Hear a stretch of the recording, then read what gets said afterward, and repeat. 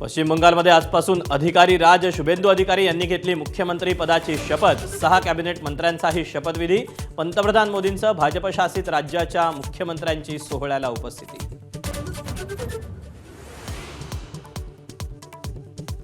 तामिळनाडूत नव्या सरकारबाबत सस्पेन्स कायम। IUMLचा विजय यांना पाठिंबा देण्यास नकार, तर VCK आज पाठिंब्याबाबत निर्णय घेणार।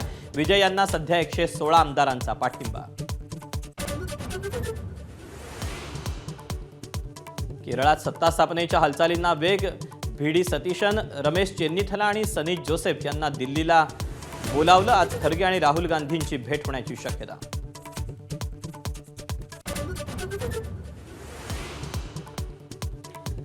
सरकार सत्ता स्थापनेच्या 1.5 वर्षांनंतरही राज्यात महामंडळाचं वाटप नाही। महायुतीत एकमत होत नसल्यानं महामंडळाच्या वाटपाचं भिजत घोंगडं।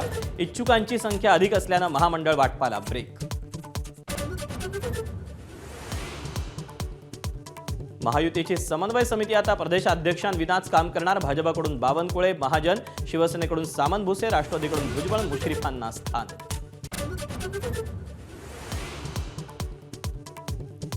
महाराष्ट्र सरकारनं मीरा भाईंदरमधील 254 एकर जमीन 2 बिल्डर्सना दिली। खासदार संजय राऊतांचे आरोप। मोठे वकील असून सरकार कसं हरलं, राऊतांचा सवाल।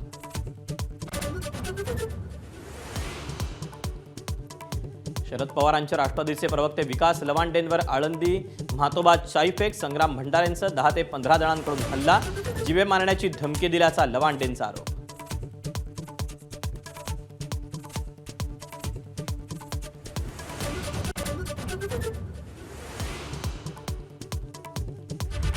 नमस्कार, मी दीपक पळसुले। दुपारच्या बातम्यांमध्ये आपल्या सगळ्यांचं स्वागत आणि बुलेटिनच्या सुरुवातीला या घडीची महत्त्वाची बातमी। शरद पवारांच्या राष्ट्रवादी काँग्रेसचे नेते विकास लवांडे यांच्यावर जीवघेणा हल्ला करत शाईफेक केल्याची घटना घडली। आळंदी म्हातोबामध्ये संग्राम भंडारे आणि त्यांच्या सहकाऱ्यांकडून विकास लवांडेंवर शाईफेक करण्यात आली। आज सकाळी प्रवचनाला जात असताना संग्राम भंडारे आणि 10 ते 15 गोरक्षकांनी पकडून आपल्या अंगावर शाई फेकली आणि मारहाण केली, अशी माहिती असा आरोप लवांडे यांनी त्यांच्या सोशल मीडियावरून दिली आहे।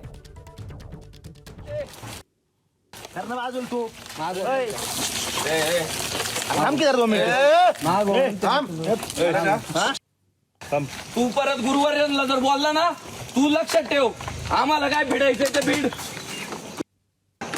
आमचे आई बाप आहे ते आमचं सर्वस्व आहे। आमचं सर्वस्व आहे ते। वारकरी संप्रदायातील संग्राम भंडारे आणि काही 10-15 गोरक्षक होते। सगळेजण 2-3 गाड्या होत्या आणि त्या सगळ्या गुंडांनी मला रस्त्यात निर्जन स्थळी अडवलं। माझी गाडीवर मला उतरून माझ्या अंगावर 2-3 शाईच्या बाटल्या ओतल्या, मला धक्काबुक्की केली आणि 2 जणांच्याकडे रिव्हॉल्वर होते। ते सगळेजण मला जीवे मारण्याची धमकी देत होते। तितक्यात लोक जमत असताना ते मात्र तात्काळ पळून गेले। मी त्या सर्वांचा निषेध करतो। संग्राम भंडारे आणि त्याच्यासोबत आलेले सगळे जे काही 10-15 गुंड होते, गाड्या घेऊन आलेले, त्यांच्यावर पोलिसांनी तात्काळ कायदेशीर कारवाई करावी। मी लोणी काळभोर पोलीस स्टेशनला इथे फिर्याद देण्यासाठी आलेलो आहे। जोपर्यंत त्यांना सर्वांना अटक होत नाही तोपर्यंत लोणी काळभोर पोलीस स्टेशन येथे माझा सत्याग्रह सुरू राहणार आहे। विकास लवांडेंवरील शाईफेकीच्या घटनेचा आमदार रोहित पवारांनी निषेध केला। दुपारपर्यंत FIR दाखल झाला नाही तर संध्याकाळी पोलीस स्टेशनला जाण्याचा इशारा त्यांनी दिला आहे। विकास लवांडे यांच्यावरील हल्ल्याप्रकरणी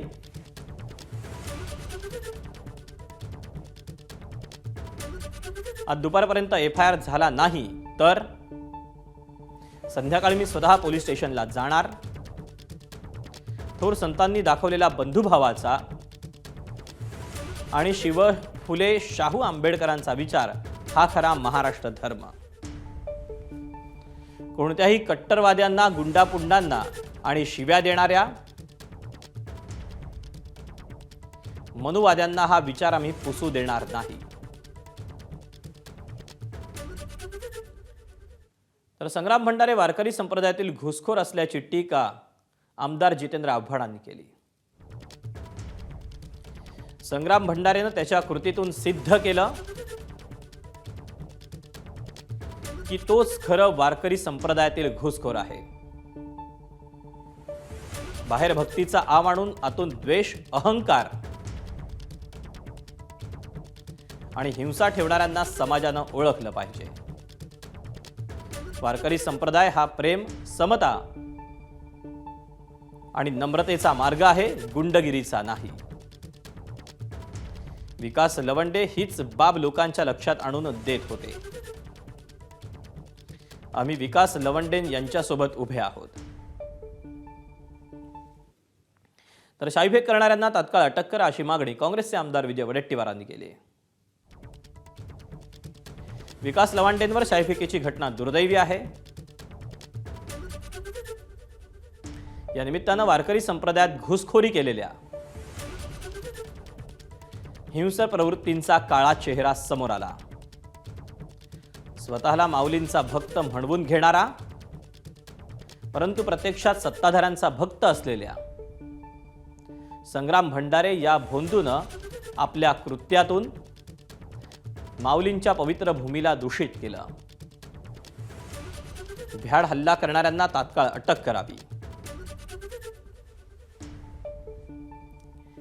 तर या सगळ्या घटनेवर भाजपचे आचार्य तुषार भोसले काय म्हणतात आपण पाहूया.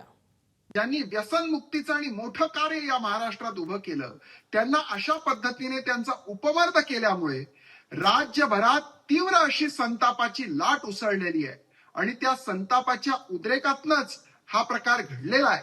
माझं या निमित्ताने शरद पवारांना आवाहन आहे की आता तरी तुम्ही तुमच्या बगलबच्च्यांना आवरा आणि या महाराष्ट्राचा आणि महाराष्ट्राच्या पूज्य संतांचा अपमान करणं थांबवा.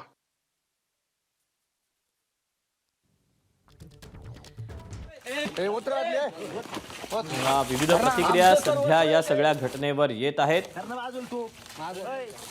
राष्ट्रवादीचे नेते विकास लवांडे यांच्यावर आळंदी म्हातोबामध्ये शाईफेक करण्यात आलेली आहे. आता या सगळ्या प्रकरणी राष्ट्रवादी शरदचंद्र पवार पक्षाच्या नेत्यांकडून प्रतिक्रिया येऊ लागलेली आहे. रोहित पवार असतील, त्यासोबतच जितेंद्र आव्हाड असतील यांनी या घटनेचा निषेध व्यक्त केलेला आहे. तर काँग्रेसचे नेते विजय वडेट्टीवार यांनी या सगळ्या प्रकरणी शाईफेक करणाऱ्यांना तात्काळ अटक करावी अशी मागणी केलेली आहे. तर भाजपचे नेते तुषार भोसले यांनी मात्र या सगळ्या कृतीचं अप्रत्यक्ष समर्थन केलं आहे.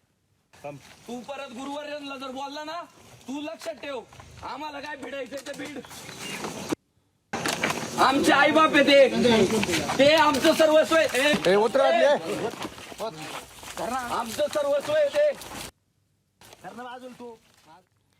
दरम्यान हबप संग्राम भंडारे यांच्या कृत्याचं आमदार संग्राम जगताप यांनी समर्थन केलं आहे. हरिभक्त परायण संग्राम बापू भंडारे यांचं अभिनंदनही करतो आणि त्यांचं समर्थनही करतो की अत्यंत उत्कृष्ट प्रकारे त्यांनी आपल्या भावना आज व्यक्त केलेल्या आहेत. आणि त्यांनी जे काही काळं फासलं तर ते करत असताना त्यांनी यांच्या मागची भूमिका आपण लक्षात घेतली पाहिजे की कुठंतरी महाराष्ट्राची देशाची एक वेगळी परंपरा आहे आणि ह्या परंपरेमध्ये आपल्या धर्माची पताका ही घेऊन जात असताना या अनेक लोकांनी कुठंतरी आपलं संपूर्ण जीवन धर्माकरता समर्पित केलं आणि आज नाही केलं. हे गेल्या 30-40 वर्षापूर्वी 50 वर्षापूर्वी काही लोकांनी अगदी कुठलंही कुटुंब न बघता ते स्वतःचं संपूर्ण जीवन फक्त भगव्या ध्वजाकरता समर्पित केलं आहे, धर्माकरता समर्पित केलं आहे, पांडुरंगाकरता केलं, प्रभू रामचंद्राकरता केलं आहे. आणि हे करत असताना कुणीतरी उठतो, जो पक्ष कुठंच नाही, कशातच नाही, कुणीतरी याचा माणूस उठतो, त्यालाही कुणी खात नाही, पण तो उठून डायरेक्ट असा यादी वाचतो जसं काय त्याला कुठला तरी अधिकार, कुणीतरी शासकीय अधिकारी असा का दिला, एखादा कुणीतरी इन्कम टॅक्सचा अधिकारी असेल किंवा कुठला पोलीस आयुक्त आहे आणि तो गुन्हेगारांची यादी वाचतो. अशा प्रकारे यादी वाचण्याचं काम त्या व्यक्तीने केलं. आणि त्यामुळे बापूंनी जे केलं आहे तर बापूंचा आम्ही खऱ्या अर्थानं एक हिंदुत्ववादी कार्यकर्ते म्हणून आम्ही संपूर्ण महाराष्ट्राच्या वतीनं सकल हिंदू समाजाच्या वतीने त्यांचं अभिनंदन करतो की अत्यंत योग्य भूमिका ही बापूंनी बजावली, योग्य रीतीने त्याचं केलं. आणि इथून पुढच्या काळामध्ये असं जर कुणी ह्या साधू संतांबद्दल जर बोलत असेल, बापूंनी त्यांच्यावर वैयक्तिक त्यांचं नाव घेतलं म्हणून नाही केलं, पण पुढची बातमी छत्रपती संभाजीनगरमधून. छत्रपती संभाजीनगरमध्ये एमआयएमचे प्रमुख ओवेसी दाखल झालेले आहेत.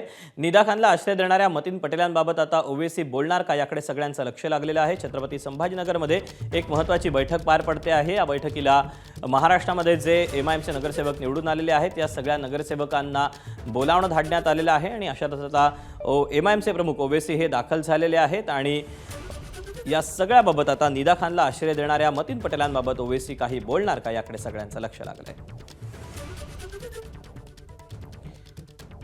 ओवेसींच्या स्वागताचे संभाजीनगरात बॅनर लागलेत. निदा खानला लपण्यासाठी मदत करणाऱ्या मतीन पटेलांकडून ही बॅनरबाजी करण्यात आली. बॅनरवर नगरसेवक मतीन पटेलांसह त्यांचा मेहवणा देखील या ठिकाणी पाहायला मिळतोय.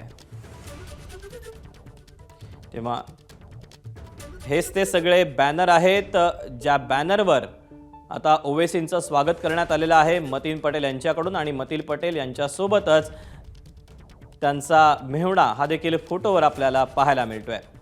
बॅरिस्टर असदुद्दीन ओवेसी यांचं छत्रपती संभाजीनगरमध्ये स्वागत अशा आशयाचे हे सगळे बॅनर आहेत. या सगळ्या संबंधी शिवसेनेचे नेते संजय शिरसाट बोलतात, पाहूया.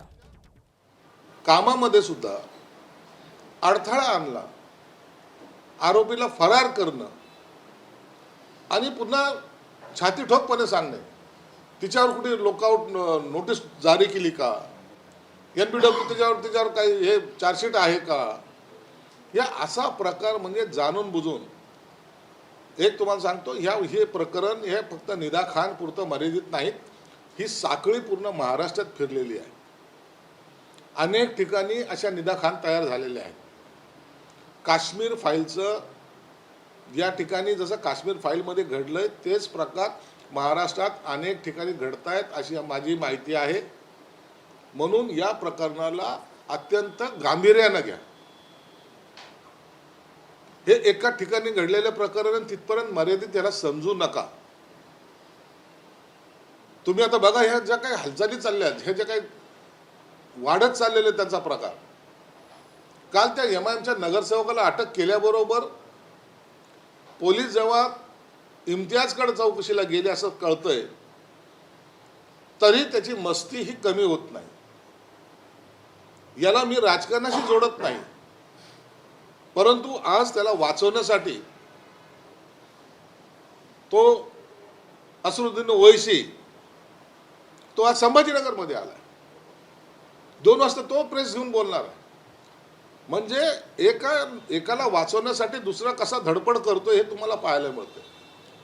तो ओवैसी येणार, काहीतरी बोलणार, परंतु एक निश्चित आहे, माननीय मुख्यमंत्र्यांनी अत्यंत कठोर भूमिका यात घेतलेली आहे. त्यांनी सांगितलंय की एक आरोपी MIMचा जो पकडला गेला नगरसेवक तो आरोपी आहेच आहे, परंतु त्याच्याबरोबर इतर जे काय आहे त्याला सुद्धा अटक केली जाईल. मी सुद्धा माननीय मुख्यमंत्री आज दौऱ्यावर आहेत, पण संध्याकाळी मी त्यांना एक पत्र देतोय, त्याची कॉपी मी तुम्हाला देतो. या प्रकरणाची SIT चौकशी झाली पाहिजे. याला राजकीय स्वरूप देऊ नका कृपया करून.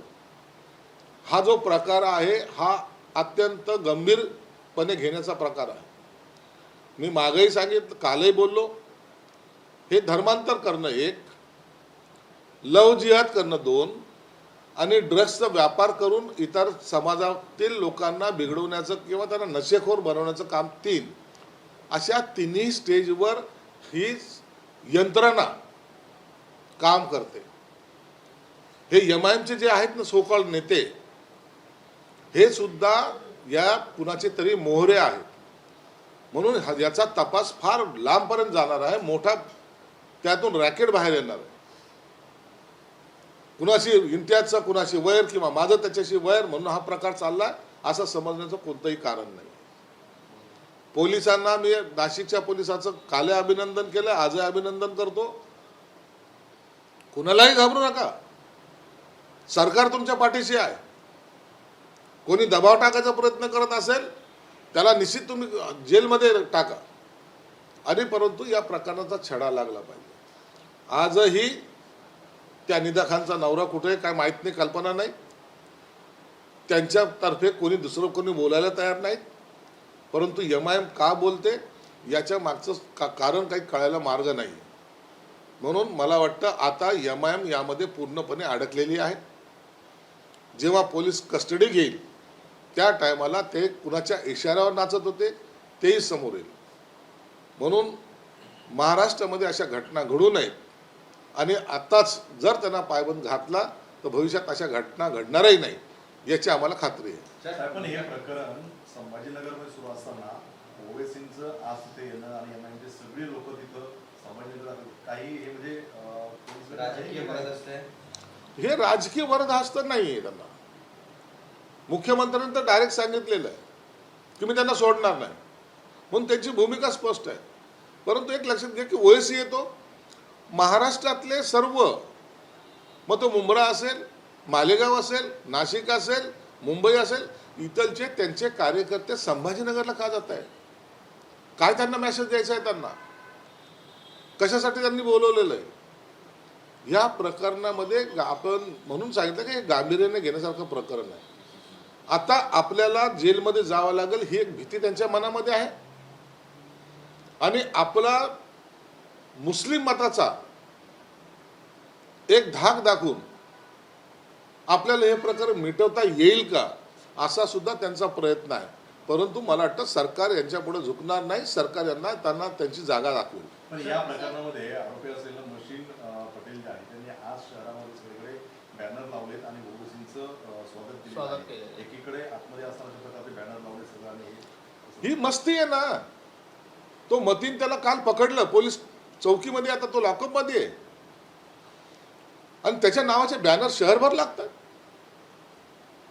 ओएसीचं स्वागत करतोय तो. आता एक आरोपी ज्याला आरोपी केलेला आहे तो ओएसीचं स्वागत करायचं कारण काय? असं कधी होतं का? स्वतःचा जीव वाचवण्याचा प्रयत्न करण्यापेक्षा ओएसीचे बॅनर लावणं ज्याला महत्वाचं वाटतं. म्हणून तुम्हाला सांगतो हा प्रकार काश्मीर फाईलच्या सारखाच महाराष्ट्रामध्ये घडतोय हे एवढं मात्र निश्चित.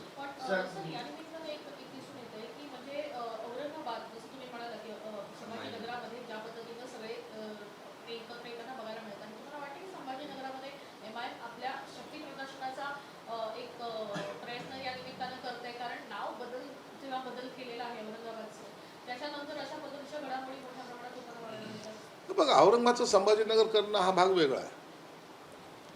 पहिले सीमेचे कारभार या संभाजीनगरमध्ये व्हायच्या. मुंबई गोवा महामार्गावर माणगाव इंदापूरमध्ये मोठी वाहतूक कोंडी झाली. कोकणात येणाऱ्या मार्गावर 6 किलोमीटरपर्यंत वाहनांच्या रांगा या पाहायला मिळतात. इंदापूर ते रुद्रवली फाट्यापर्यंत या रांगा पोहोचलेल्या आहेत. माणगाव बाजारपेठ ते खरवली फाट्यापर्यंत वाहतूक कोंडी झाली. शनिवार रविवार सुट्टी असल्यानं कोकणात निघालेले पर्यटक हे वाहतूक कोंडीत अडकलेत. महामार्गावर वाहनांच्या संख्येत प्रचंड वाढही झालेली आहे.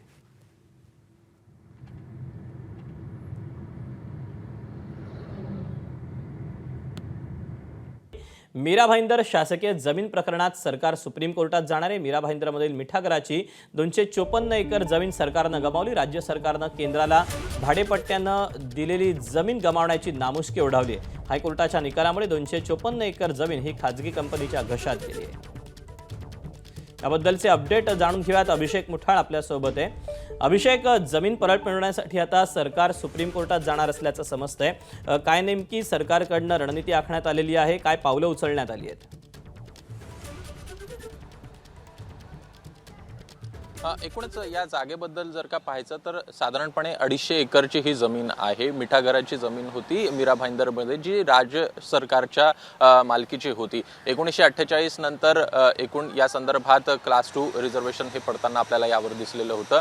त्यानंतर 1958 रोजी एकूणच केंद्र सरकार मिठागराच्या हे सगळ्या वापरासाठी घेत होते. त्यामुळे कुठेतरी सॉल्ट विभागाकडेही आपल्याला जमीन जाताना दिसलेली होती आणि कुठेतरी राज्य सरकारकडनं ही केंद्र सरकारला वापरासाठी आपल्याला दिल्याचं दिसलेलं होतं. मात्र एकूणच या संदर्भात जर पाहायचं तर 2 कंपन्यांना कुठेतरी तात्पुरतं वापरण्यासाठी ही जमीन देण्यात आलेली होती, ज्यामध्ये इस्टेट इन्व्हेस्टमेंट व मीरा सॉल्ट वर्क अशा ह्या 2 कंपन्या होत्या. आणि या संदर्भात उच्च न्यायालयापर्यंत सगळं आपल्याला प्रकरण जाताना दिसलं होतं.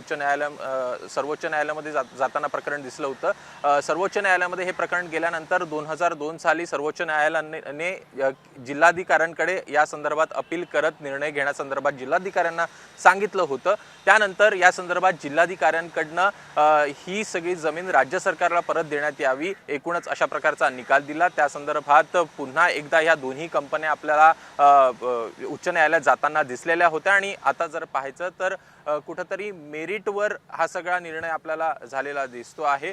मेंटेनेबिलिटी संदर्भातला प्रश्न होता. एकूणच कशा प्रकारे ही जमीन मेंटेन केली जाते आहे या संदर्भातला हा प्रश्न होता. मात्र कुठेतरी मेरिटवर न्यायालयाकडनं हा निर्णय दिल्याचं दिसतं आहे आणि त्यामुळे ह्या जमीन दोन कंपन्यांना दिलेली ही जमीन साधारणपणे 250 एकरची ही जमीन आहे. 5000 कोटींची ही जमीन आहे आणि त्या दोन्ही जर का जमीन वेगवेगळ्या पाहायच्या तर साधारणपणे 190 एकर आहे आणि जवळपास दुसरी ही 60-65 एकर पर्यंत आपल्याला दिसते. या दोन्ही जमीन आपल्याला या दोन्ही कंपन्यांकडे जाताना दिसत आहेत आणि कुठेतरी राज्य सरकारवर केंद्राला भाडेपट्ट्यावर दिलेली या जमिनी आहे त्या खाजगी कंपन्यांना गेल्याची नामुष्कीही आपल्याला ओढवल्याचं दिसतं आणि त्यामुळे कुठेतरी राज्य सरकार या संदर्भात आता सर्वोच्च न्यायालयामध्ये देखील दाद मागणार असल्याचं आपल्याला कळतं आहे. आणि या प्रकरणी आता नेमकं कशा पद्धतीनं सगळ्या घडामोडी घडत आहेत, राज्य सरकार आपल्या स्वतःच्या जमीन परत मिळवण्यासाठी कशा पद्धतीनं प्रयत्न करणं हे बघणं देखील महत्त्वाचं असणार आहे. मात्र विरोधकांकडनं राज्य सरकारवर देखील कुठेतरी टीकेची जोड जी आहे ती यावरनं आपल्याला उठताना दिसते. त्यामुळे स्वाभाविकच आता या सगळ्या प्रकरणी काय नेमकं पुढे होतंय, कोर्टात हा खटला कशा पद्धतीनं चालतोय पाहणं महत्त्वाचं असेल. अभिषेक तुर्तास धन्यवाद दिलेल्या सविस्तर माहितीबद्दल. दरम्यान महाराष्ट्र सरकारनं 254 एकर जमीन 2 बिल्डर्सला दिल्याचा आरोप खासदार संजय राऊतांनी केला. महाराष्ट्र सरकारकडे मोठमोठे वकील, तरीही सरकारनं खटला हरला. सरकार मुद्दाम हरलं का असा संशय राऊतांनी व्यक्त केला. तर सरकार बिल्डर धार्जिणे असल्याचा आरोप काँग्रेस नेते विजय वडेट्टीवारांनी केला. हायकोर्टानं ही जमीन कंपनीला द्यायचा निर्णय घेतला असं स्पष्टीकरण यावर महसूल मंत्री चंद्रशेखर बावनकुळेंनी दिलं. हे 2 महावीर कोण आहेत ज्यांना 254 एकर जमीन न्यायालयाच्या माध्यमातून अंदण देण्यात आलेली आहे. अंदण आम्हाला साधं 10 फुटाचं कोणी घर देत नाही गरीबाला. इथे इस्टेट कंपन्यांना दिली जाते. तो पण न्यायालयामध्ये महाराष्ट्र शासनाचा पराभव होतो. या खटल्यामध्ये हा पराभव जाणून बाजून स्वीकारला आहे. हार कोणाला तरी फायदा व्हावा म्हणून असंही लोकांच्या मनात प्रश्न निर्माण होऊ शकतो की सरकारच हरला आहे, हरवून घेतलं स्वतः 254 एकर जमिनीसाठी. पण मला तसं वाटत नाही. सरकार प्रामाणिकपणे प्रयत्न करते हे माझ्या लक्षात आलं आहे. त्याच्यामुळे राज्याचे मुख्यमंत्री देवेंद्र फडणवीस आणि महसूल मंत्री चंद्रशेखरजी बावनकुळे यांनी या महाराष्ट्राच्या जमिनीसाठी सुप्रीम कोर्टापर्यंत लढाई करावी अशी माझी त्यांना विनंती आहे. जिल्हाधिकाऱ्यांच्या अध्यक्षतेखाली एका समितीने सर्व अभ्यास करून ही जागा राज्य सरकारच्या मालकीची ठरवली होती. त्याविरुद्ध कोकण विभागाच्या आयुक्ताकडे ते अपील गेलं. त्या कोकण विभागाच्या आयुक्तांनी तत्कालीन त्या विरुद्ध निर्णय दिला. निर्णय दिल्यानंतर ते पुन्हा प्रकरण राज्य सरकारने लावून धरायला पाहिजे होतं. राज्य सरकारने लावून धरलं नाही आणि वेळकाढूपणा या सगळ्या प्रकरणामुळे झाल्यामुळे आज ही जमीन राज्य सरकारच्या हातून जाते आहे आणि प्रचंड नुकसान या सरकारचं होतं आहे असं माझं मत आहे. उच्च न्यायालयाने त्यांचा निकाल कुठल्या आधारावर दिला याचा अभ्यास आम्ही करतो आहे आणि अभ्यास झाल्यानंतर पण हे मी आज या ठिकाणी आवर्जून सांगेल की महसूल संहितेप्रमाणे ही जमीन क्लास 2 आहे. या ठिकाणी संजय राऊतजीशी मी काल बोललो, माननीय वडेट्टीवारशीही बोललो आहे. त्यामुळं आम्ही सर्व मिळून शेवटी ही जमीन काही आत्ता बावनकुळेंच्या काळात किंवा देवेंद्र फडणवीसजीच्या सरकारच्या काळात ही काही त्यांना अलॉट केली नाही आहे. 999 वर्षाची लीज आहे. 100 वर्षापूर्वी त्यांना ती जमीन देण्यात आली होती आणि त्यातनं ती लीज सबलेट करण्यात आली. मोठी हिस्ट्री आहे. पण यामध्ये आम्ही कोणाला सोडणार नाही. आम्ही सुप्रीम कोर्टात जातो आहे. दरम्यान हे सगळं प्रकरण आहे तरी काय ते आपण जाणून घेऊया. मीरा भाईंदरची जमीन राज्य सरकारच्या मालकीची आहे.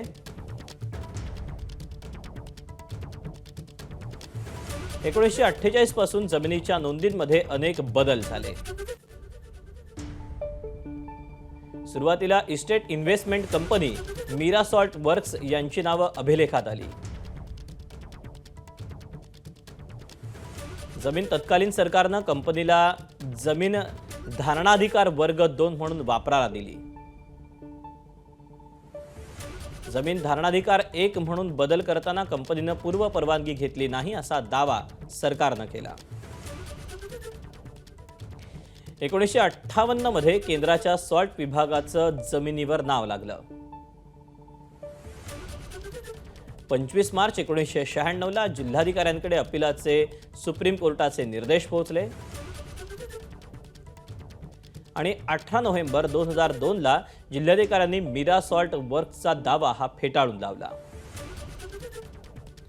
30 एप्रिल 2026ला केंद्राचं अपील हे हायकोर्टानं फेटाळलं आणि त्यानंतर हे जे सगळं प्रकरण आहे ते आता पुन्हा इथवर येऊन पोहोचलेलं आहे.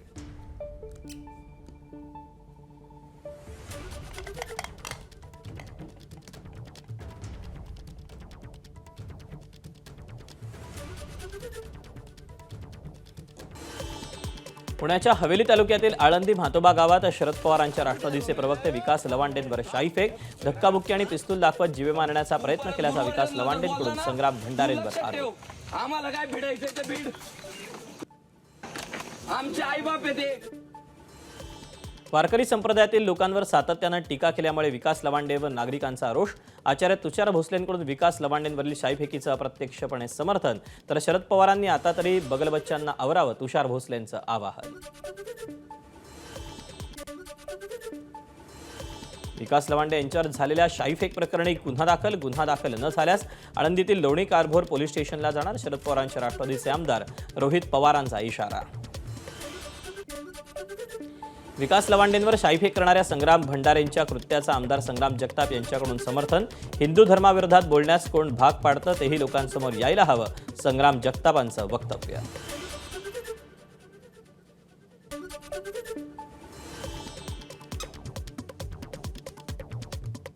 जो पक्ष कुठंच नाही, कशातच नाही, कुणीतरी याचा माणूस उठतो त्यालाही कोणी खात नाही, पण तो उठून डायरेक्ट असा यादी वाचतो जसं काय त्याला कुठला तरी अधिकार, कुणीतरी शासकीय अधिकारी असा का दिला, एखादा कुणीतरी इन्कम टॅक्सचा अधिकारी असेल तर कुठला पोलीस आयुक्त आहे आणि तो गुन्हेगारांची यादी वाचतो. अशा प्रकारे यादी वाचण्याचं काम त्या व्यक्तीने केलं आणि त्यामुळं बाप्पूंनी जे केलं आहे तर बाप्पूंचा आम्ही खऱ्या अर्थानं एक हिंदुत्ववादी कार्यकर्ते म्हणून आम्ही संपूर्ण महाराष्ट्राच्या वतीनं सकल हिंदू समाजाच्या वतीनं त्यांचं अभिनंदन करतो की अत्यंत योग्य भूमिका ही बाप्पूंनी बजावली. विकास लवांडेंवर शाईफेक करणं निंदनीय. या निमित्तानं वारकरी संप्रदायात घुसखोरी केलेल्या हिंसक प्रवृत्तींचा काळा चेहरा समोर. गृहमंत्र्यांनी हल्लेखोरांवर कारवाई करावी, काँग्रेस नेते विजय वडेट्टीवारांची मागणी. एखाद्या व्यक्तीला त्यांचं मत मांडत असताना त्या विरुद्ध असे प्रकार करणं म्हणजेच लोकशाहीलाच धोका आहे आणि व्यक्ती स्वातंत्र्य असेल, बोलण्याचं स्वातंत्र्य हिरावून घेऊन आम्ही म्हणू तेच तुम्ही बोलावं अशी अपेक्षा आता राज्यामध्ये काही लोकांची झालेली आहे. त्यामुळं असे प्रकार होत आहेत, वाढत आहेत असं मला वाटतं. गोरेगावातील अण्णाभाऊ साठे क्रीडा संकुलात परप्रांतीय रिक्षाचालकांसाठी मराठी कार्यशाळेचं आयोजन. संध्याकाळी 6:30 वाजता शिवसेनेचे नेते संजय निरुपम यांच्या उपस्थितीत कार्यशाळा पार पडणार. शरद पवार साताऱ्याच्या दौऱ्यावर. कर्मवीर भाऊराव पाटील यांच्या पुण्यतिथी कार्यक्रमाला शरद पवारांची उपस्थिती. स्टेजवरील फोटोला शरद पवारांचं अभिवादन. प्रकृती बरी नसल्यानं स्मृतीस्थळावर जाणं टाळलं. शिवसेनेशी गद्दारी करू नका, तुम्हाला तुमचा मार्ग मोकळा. विकास गोगावले यांनी टोचले शिवसैनिकांचे कान. आम्हाला आमच्या रुद्र अवतारात यायला भाग पाडू नका. रायगडमधील बिरवाडी इथल्या सभेत विकास गोगावलेंचा इशारा. बिरवाडीच्या कार्यकर्त्यांना खास करून विनंती आहे, उगाच आम्हाला आमच्या रुद्र अवतारमध्ये आणायला लावू नका. तुम्ही तुमच्या पद्धतीने काम करा, संघटनेचं काम करा, कुठेही गद्दारीचं काम कुणी करू नका. जर तुम्हाला नसेल जमत तर तुमचा मार्ग तुम्हाला मोकळा, आमचा मार्ग आम्हाला मोकळा आहे. सांगली महापालिकेतील प्रस्तावित 300 कोटी रुपयांच्या रस्ते कामांवरून राजकारण तापलं. हॅम पद्धतीतून काम करण्याच्या निर्णयावर विरोधी पक्षनेत्यांचा आक्षेप. चांगल्या स्थितीतील रस्त्यांचं काँक्रिटीकरण करून 300 कोटींचं कर्ज लादलं जात असल्याचा आरोप. कामं तातडीनं रद्द करण्याची मागणी. हातावरचे पदाधिकारी सांभाळण्यासाठी आणि हातावरचे मोजण्या एवढे ठेकेदार सांभाळण्यासाठी हा सगळ्यात मोठं पाप हे सत्ताधारी आणि प्रशासन मिळून करत आहे. ह्याच्यावर भाजपच्या नेत्यांनी लक्ष घातलं पाहिजे. काही भाजपचे नेते ह्यामध्ये सामील आहेत, हे पण ह्यामध्ये तपासणं गरजेचं आहे. मीरा भाईंदरमधील वादग्रस्त मीरा रोड उड्डाणपूल या महिन्याअखेरीस वाहतुकीसाठी खुला होण्याची शक्यता. भाईंदर पूर्वेतील गोल्ड नेस्ट सर्कल परिसरात मेट्रो मार्गाखाली उभारण्यात आला पूल. तांत्रिक तपासणीच्या अहवालानंतर पूल सर्वसामान्यांसाठी होणार खुला. नाशिकमधील TCS प्रकरणात निदा खानला 11 मेपर्यंत पोलीस कोठडी. पोलिसांकडून निदा खानची कसून चौकशी. धर्मांतर प्रकरणात निदा खानची काय भूमिका होती याची माहिती पोलीस जाणून घेतात. 25 मार्चपासून निदा खान फरार होती. निदा खानला आश्रय देणाऱ्या संभाजीनगरच्या MIM नगरसेवक मतीन पटेल 6 आरोपी. याच पार्श्वभूमीवर असदुद्दीन ओवेसी संभाजीनगरमध्ये दाखल होते. त्यांच्या अध्यक्षतेने महत्त्वाच्या बैठकीचं आयोजन. मतीन पटेल यांच्याबाबत ओवेसी काय बोलणार याकडे लक्ष. छत्रपती संभाजीनगरमध्ये ओवेसींच्या स्वागतासाठी बॅनरबाजी. आरोपी मतीन पटेल यानं बॅनर लावल्यानं चर्चांना उधाण. TCS प्रकरणातील आरोपी निदा खानला लपण्यासाठी मतीन पटेलनं मदत केली होती. नाशिकच्या TCS प्रकरणात राष्ट्रीय महिला आयोगाचा अहवाल मुख्यमंत्री देवेंद्र फडणवीसांकडे सादर. 50हून अधिक पानांचा अहवाल. महिलांच्या सुरक्षेसाठी 25 पेक्षा जास्त शिफारसी. मुख्यमंत्र्यांचं कठोर कारवाईचं आश्वासन. माजी खासदार प्रज्ञासिंग ठाकूर यांचं पुन्हा वादग्रस्त वक्तव्य. हिंदू कुटुंबियांनी 5 मुलं जन्माला घालावी. प्रज्ञासिंग ठाकूर यांचं वक्तव्य. 5 मुलं जन्माला घालून त्यातलं एक मूल संन्याशाला द्यावं. प्रज्ञासिंग ठाकूर यांच्या या वक्तव्यानं आता विविध चर्चांना उधाण. इंद्रापुरातल्या बावडा गावातील हिंदू संमेलनात त्यांचं हे वक्तव्य. शिर्डीतील जमीन गैरव्यवहार प्रकरणी अशोक खरातची पोलीस कोठडी आज संपणार. त्याला राहता कोर्टात हजर करणार. जमीन गैरव्यवहार प्रकरणी 4 दिवस पोलिसांकडून खरातची चौकशी. चौकशीत खरात सहकार्य करत नसल्याचा पोलिसांचा दावा. मुंबईतल्या गोरेगाव नेस्को ड्रग्ज प्रकरणातील 3 आरोपींचा जामीन अर्ज फेटाळला. कोर्टानं ड्रग्ज सप्लायर रौनक खंडेलवाल, प्रतीक पांडे आणि एक्झिबिशन सेंटरच्या सन्नी जैन यांचा जामीन अर्ज फेटाळला. नाशिक महापालिकेतील नगर रचना सहाय्यक संचालक कल्पेश पाटील याच्यावर निलंबनाची कारवाई. म्हाडा जमीन घोटाळा प्रकरणात 48 तासांहून अधिक काळ कोठडीत राहिल्यानं नियमानुसार कारवाई. न्यायालयानं 5 दिवसांची कोठडी सुनावली असल्यानं कारवाई करण्यात येणार. बुलढाण्यात कर्णकर्कश आवाज करणाऱ्या बुलेटवर कारवाई. 25 पेक्षा जास्त बुलेट जप्त.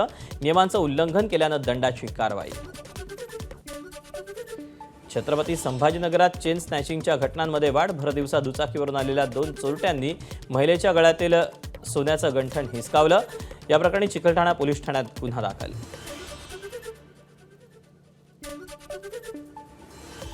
भंडारा जिल्ह्यातली माणुसकीला काळिमा फासणारी घटना. लाखनी पोलीस ठाण्याच्या हद्दीत 50 वर्षीय नराधमाचा 13 वर्षांच्या अल्पवयीन मुलीवर अत्याचार. पीडित मुलगी 4 महिन्यांची गर्भवती. घटनेनं जिल्हा हादरला. लाखनी पोलिसांकडून आरोपी अटकेत.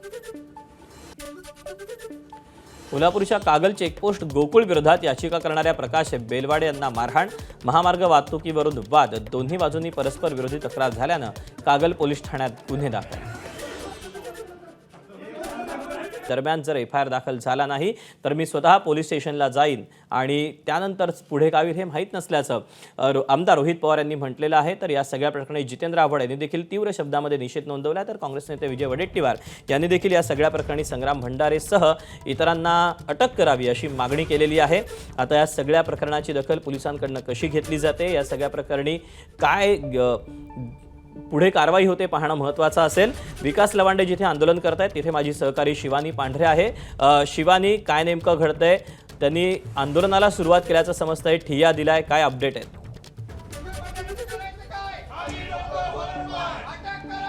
आळंदीमध्ये त्यांच्यावर शाईफेक करण्यात आली आणि त्याच्यानंतर तक्रार देण्यासाठी ते पुण्यातल्या लोणी काळभोर पोलीस ठाण्यात आले होते आणि त्याच्यानंतर तक्रार दिली. त्याच्यानंतर त्यांचे कार्यकर्ते देखील जमा व्हायला आता सुरुवात झालेली आहे आणि त्यांनी ठिय्या आंदोलन देखील पुकारलेलं आहे. रोहित पवार 3 वाजता या ठिकाणी पोहोचणार आहेत. ते सगळ्याचा आढावा देखील घेणार. आपल्यासोबत विकास लवंडे. तुम्ही ठिय्या आंदोलन करतायत, काय नेमकी आत्ता मागणी आहे? तक्रार देखील दाखल करण्यात आली.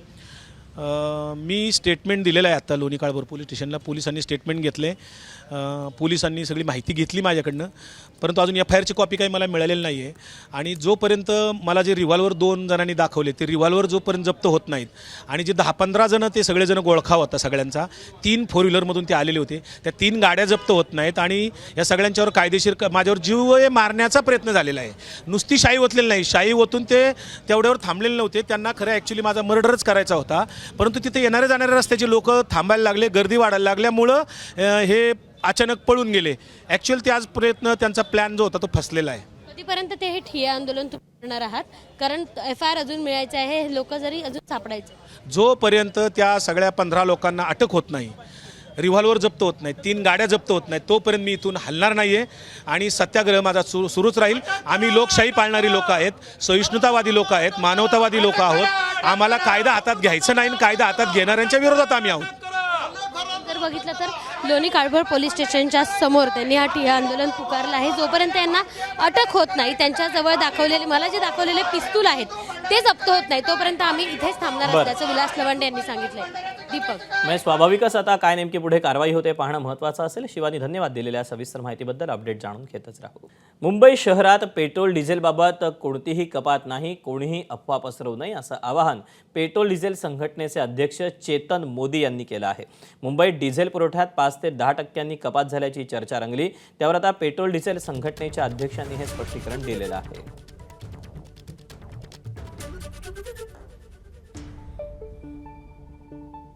बॉम्बे सिटी के अंदर कोई पेट्रोल डीजल की शॉर्टेज नहीं है. आपको जो 5-10% शॉर्टेज दिख रही है सिटी के अंदर, वो इसलिए है कि जो छोटे डीलर हैं वो सबको एडवांस में डाल दिया हुआ है. ने डे एंड क्रेडिट ख़त्म कर दिए ऑयल कंपनी ने. मतलब हमको अगर आज कल माल चाहिए तो आज उसका पैसा का भुगतान करना पड़ता है. इसलिए बहुत सारे डीलर पहुंच नहीं पा रहे, वो माल नहीं मंगा सकते. Otherwise there is no shortage at all. ना तो ऑयल कंपनी रोक रही है ना मिनिस्ट्री रोक रही है. माल सब पूरा बराबर मिल रहा है. तो प्लीज़ आप लोग अफवाह मत फैलाइए. एबीपी माझा, उघडा डोळे बघा नीट.